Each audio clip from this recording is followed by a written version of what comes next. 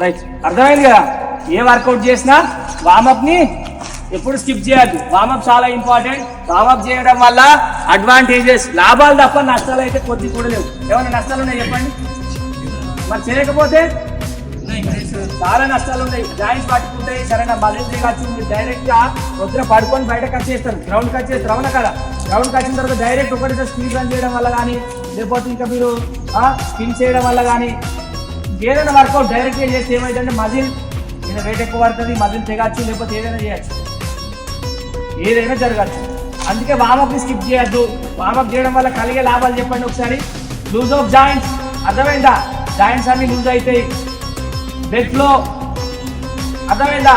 Increases the heartbeat, increases the body temperature, loose of muscle, ఇవన్నీ జరుగుతాయి. ఏంటి చెప్పండి ఒకసారి. బ్లడ్ ఫ్లో కరెక్ట్గా ఉంటుంది, బాడీ టెంపరేచర్ ఇంక్రీజ్ అవుతుంది. Next loose of muscle, loose of joint, increases the heartbeat.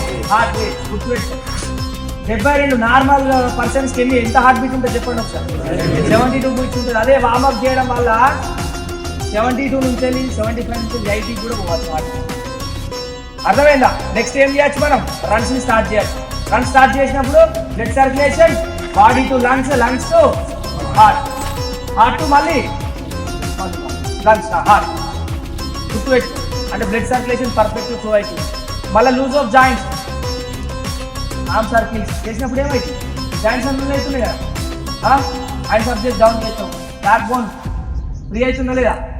గుర్తుపెట్టుకోండి. అంటే వామప్ని ఎప్పుడు కూడా మనం స్కిప్ చేయాలి.